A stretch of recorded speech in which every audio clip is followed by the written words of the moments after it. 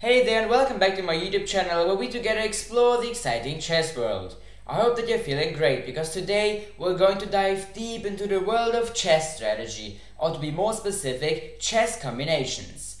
There are exactly three different kinds or main kinds of chess combinations. The first one are the so-called checkmate combinations. Then there are also chess combinations to achieve a material advantage, so just to gain material on the chessboard. And in this video, I will show and explain you chess combinations with the intention to achieve a draw in a pretty bad looking position where a draw seems to be the best way or the only good thing to take out from this game. So let's not waste time anymore and jump right into it. I will just quickly start with a little example. In the position that you can see right now here on the chessboard, White has gotten himself in a pretty bad and uncomfortable looking like position. Not only because his queen here, which is by the way also pinned, is getting attacked by the black rook on f8. White also has a doubled pawn here on the G rank, of the chessboard, and White has two pawns instead of a bishop that the opponent's army has. So, however, I've just already announced to you, White should somehow try not to lose this game, and since winning also does not seem this easy, we should try just to achieve a draw. Starting with sacrificing our queen by capturing the black bishop here on g7 with check. So obviously black has to capture the queen now with his g8 pawn. We capture black's f8 pawn with check, on which black again is forced to move back with his rook on g8, blocking our check.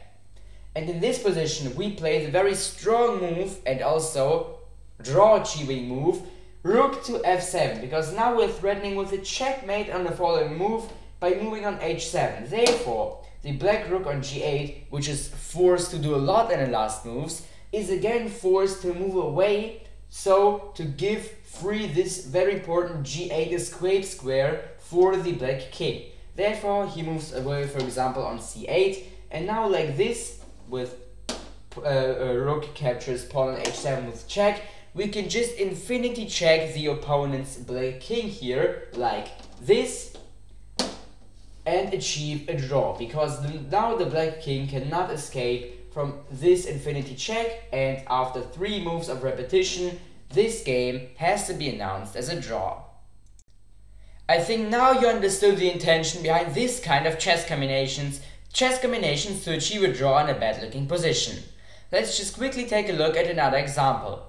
The position that you can see right now here on the chessboard is from a real game between two chess grandmasters from the year 1965.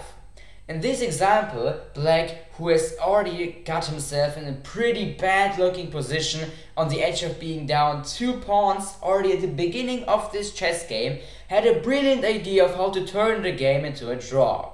After an infinity check, the infinity attack on the opponent's queen is the second most used chess combination to achieve a draw in a bad looking position. So here black starts with a disgusting looking move, rook captures the white knight on e4 just like this. So I believe that in this chess game, played 58 years ago, the player played the white chess pieces really got a lot of confused in this position, because he thought, well, this is just a big blunder, losing 2 more pawns already in the beginning of the game. Therefore, he captures back the rook with his f-pawn, on which black answers with bishop to g4, attacking the white queen here on f5. So the white queen has no other escape square as to escape here on g6. And black in this position just did not care about this very aggressive and dangerous looking and standing queen, which stands exactly 2 squares in front of his opponent's king. But black just again played bishop back to h5, attacking the white queen here on g6, forcing it to escape back from the attack on f5 again. And now you probably start to slowly understand the intention behind this rook sacrifice, this crazy rook sacrifice, and this chess combination. Because after the white queen, after we have with our bishop again attacked it with bishop to g4, has escaped on g6, we can just repeat it like this, and the white queen will not have any other square on which to escape.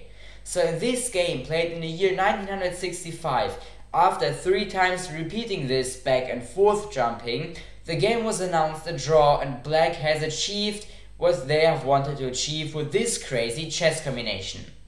So now let's move on to the next and also to the last example which I would like to show you in this YouTube video.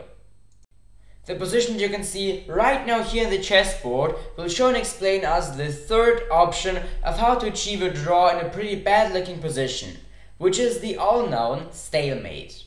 The position actually looks really very weird at first because somehow the black king got on the wrong side of the chessboard and black also has a whole bishop up on this position on the chessboard. And therefore white in this position decides that he does not want to lose this game and starts with the crazy move pawn to d6, just completely sacrificing his pawn to the black army. So the intention behind this move is not to obviously defend this g3 pawn, which could seem pretty logically, but to block the b8 to h2 diagonal for the black bishop here. So in this position black is obviously forced to capture our pawn here on d5, on which we play the crazy move again, not defending the pawn on h3, but playing king to d3, just sacrificing the second pawn to the black army like this. Now pawn to a5, pawn to d5, pawn to a6, obviously bishop to e8, and now the third pawn sacrifice, pawn to a7, forcing the black bishop here on b8 to capture the pawn on a7, and now this position is just stalemate, because the white king in this position, which stands on d3, cannot move on any other square, and he's also not set under check. So there's no checkmate, but rather stalemate. So this was it in audio with this video, in which I have shown you the third option of, or the third main category, main kind of chess combinations, or to be more specific, chess combinations to achieve a draw in a pretty bad looking position. So I really hope that you liked this video. If you liked it, feel free to leave a like there and subscribe to my YouTube channel. And don't forget to share this video with your friends, and also to watch the other parts, so part 1 and part 2 of this video series, which are linked down there in the video description. Till next time, bye!